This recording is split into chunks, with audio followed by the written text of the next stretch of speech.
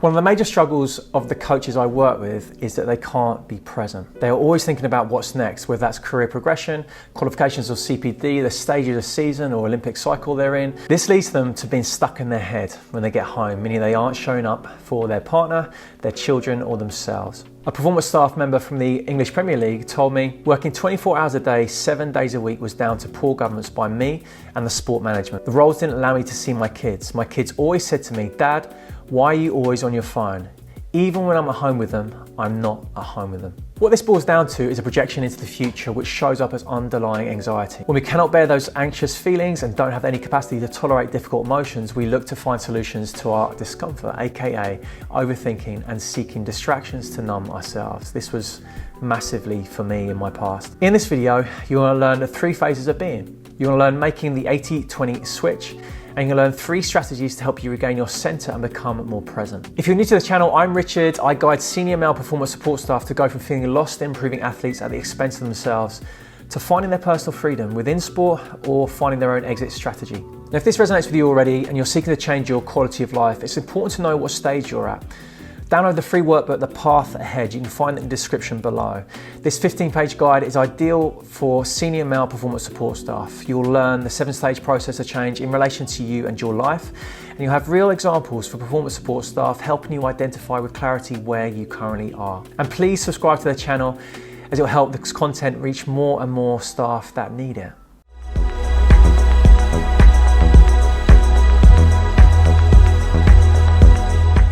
Part 1, 3 phases of being.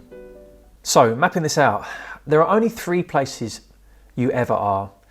You're either in the past, you're either in the future, or you're in the deep now. Not now that you're listening to things, you're reading a book, you're in the deep now, present, embodied. So if you're in the past, you're in emotional hijack, painful past, or perfect past. If you're in the future, the same, you're in the painful future, fearful future, or fantastical future. Or you're in the deep now. Now, to get yourself in the deep now, there are 2 major strategies, your body and your mind. Now, in this video, we're going to focus on the body. What can you do? What interventions can you do to get you into your body? Part 2 is making the 80-20 switch. I want to introduce you to the 80-20 rule, or otherwise known as the Pareto principle. You may have heard of it. The simplest way of explaining it is that for 20% of your effort, you get 80% of the results. And then so often we waste a great deal of time with the other 80%. So we spend most of our time chasing the 20%. And one of the major mistakes I made for much of my career in S&C was not honoring the body. I trained the body, I didn't honor it. I saw the body as a machine rather than the body-mind, which originates from René Descartes' way of thinking. The mind was separated from the body. Now we have afferent sensory data, which comes from our body to our brain, and we also have efferent sensory data, which goes from brain to body. And so we're living in an age of disembodiment or disconnection from our bodies, in which we often prefer taking drugs, binge watching social media, or over-consuming to mask the physical symptoms linked to the root of our problems. Now, what if it's not your colleague or your partner or your child who's making you unhappy? What if it's just your body? Now, there's a pleasant, peaceful word for the act of listening to these little physical cues called interoception, or our awareness of internal bodily signals. These are signals like hunger, thirst, heartbeat, which serve as a running commentary or mental map of the body's internal world across conscious and unconscious levels of perception. One of the areas that I find about monitoring data and monitoring the body is it's really useful, but if it's not used wisely, it detaches us from those interoceptive senses. Lisa Feldman Barrett, or author of How Emotions Are Made, encourages anyone feeling dread or anxiety to first ask themselves, could this have a purely physical cause? See an emotion as an event where your whole brain is making meaning of internal sensations in your body in relation to what's going on around you in the world. Your brain is a model of the world based on all of your prior experiences, and that model is the source of all feelings, thoughts and actions that you take. See our brains as almost like a predictor machine, and they make their best guess of what to do and what's about to happen based on previous experiences that creates this model that we perceive the world through. But at the interoceptive level, there are simply 4 elements to our mood: pleasant, unpleasant, calm or aroused.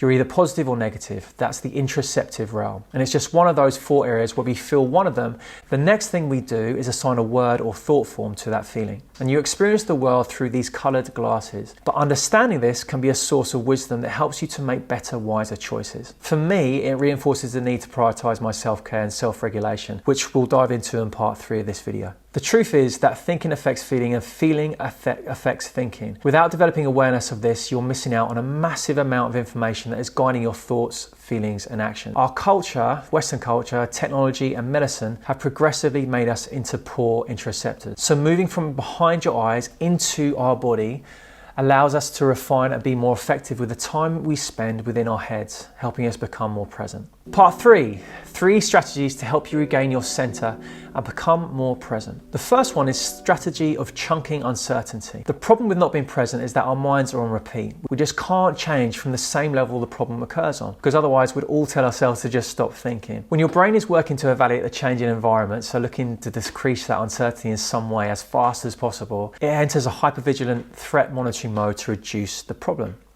Now, fear can be defined as anxiety plus uncertainty equals fear. Uncertainty is simply not knowing what's going to happen. So common examples will include, will you lose your job if the manager is sacked? Lack of clarity with what's really expected of you in your role. It means you're unsure of what you're actually leading on, what is happening about the staff replacements. Maybe you're unsure of how you want things to go under the new performance director. What will happen if you begin to put more of your focus on your family and step away a little bit from work? So many more examples, but there's such common ones that come through. Situations like these are leaving many coaches stuck in their head. Uncertainty then is simply managed externally, analysing your environment, chunking uncertainty in more manageable bites. So next time you catch yourself thinking of the situations that are taking you into the past or future, take a moment, just analyse what uncertainty is, what's going on, what questions do you need to ask and of whom? What are you pretending to know about the situation? Are you trying to be effective or right in the situation? What can you control? What do you need to let go of? Spend some time thinking about these because they offer profound insight if you can really take the time to set aside and to just give yourself some space to think about it. The next strategy is neurophysiology trumps cognition. This is the anxiety moment, which is the physiological response and by far the easiest and lowest hanging fruit to go for. Now, anxiety can be managed internally. Breathwork, visual techniques, conscious emotional control. If you want to learn more about the underlying mechanisms of how breathwork affects physiology, then check out the links below. For me, breathwork has been profound, so much so that I've learned about it deeply, I practice it daily, and I teach it. In particular, I lead a free breath class each week for patients undergoing different stages of cancer and within their treatments. And there aren't many other groups of people that are dealing with more uncertainty and fear in their life, yet they apply simple breath tools to manage their anxiety so they can become more present in the now. And if they can do it, you can do it. True freedom is a mind that remains curious and can see the beauty in any experience. Your breath is a direct link to a calm, clear body and mind. Now, 3 subtle changes I coach to all beginners is breathe through your nose, soften your vision. When we're stressed, we have a very narrow focus, so open your vision, turn to more peripheral vision, and then double your exhale to inhale. So if you breathe in 3 seconds, you exhale 6 seconds. And do this for 10 rounds. See what that intervention does for you. Once you get home, do it in the car before you step through the door. See how that creates a change for your inner environment. Getting that separation from work to home, a perfect intervention to do that. To help with this, I also highly recommend a free app called the Breathing app. It's simple to use and really, really effective. And lastly, check out the book Breath, The New Science of a Lost Art by James Nestor.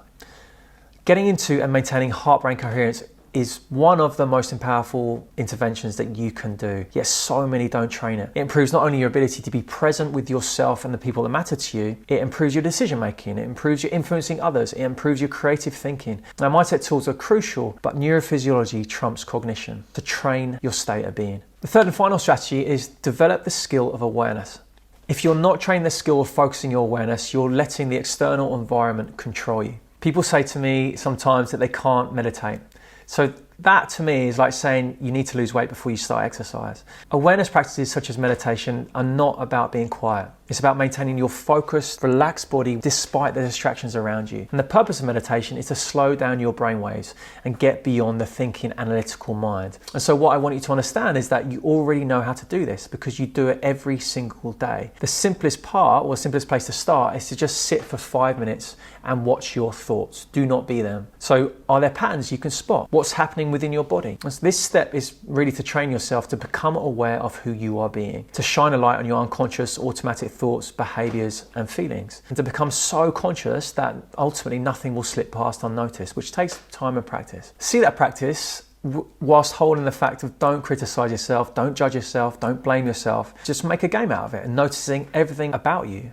So instead of identifying what you observe, imagine that you're just curious bystander, you just watch. Now where, when and how did you lose your awareness in your waking day? What trigger or stimulus causes you to default back to your old, unhappy, unpresent self? Spend just some time being curious with that. Anytime you want to learn or improve or master anything you're working on, some amount of healthy self-examination and self-evaluation is required, but not judgment. That's the only way you can improve and deepen your experience. And when the conscious mind is awake and functioning optimally, it exists in the realm of the beta state. But when the brain is in high beta, that means it's in the highly aroused, overly active state, not present. And this usually indicates you're living in an emergency mode, otherwise known as fight or flight, that you'll know about. Once you get beyond beta, the first layer of the subconscious is alpha brain state. So your breathing naturally slows down, your voice in your head quietens. The more you continue to relax, the more you begin sliding down the ladder of awareness into theta and waking delta states. And it takes relaxing, getting comfortable and discontinuing your thoughts to change your brain and body's physiology. And you do this every night as you fall asleep. The antithesis is also true. When you can't sleep at night, it's typically because your mind is racing and you're processing thoughts about your family or job or health or whatever it is, upsetting event that happened early in the day. And of course, a worst case future scenario that doesn't actually exist. If this all resonates, I highly recommend checking out the work by Dr. Joe Dispenza. More control of your emotions means more responsibility for you. You are the only one who can change you. You are the one in charge. How does this show up for you? Have you tried meditation? Are you kind of open to it? Let me know in the comments below. And if this resonates with you and you're seeking to change your life in a new way or to change your quality of life, I want to remind you to download the free workbook, The Path Ahead, which again is in the description below. This 15-page guide is the ideal resource for senior male performance support staff because you'll learn the 7-stage process of change in relation to you and your life. And you'll have real examples from performance staff to help you identify with clarity where you currently are. I want to thank you for watching and be sure to subscribe to the channel and check out the video below to kind of deepen your understanding of this. And I'll see you again.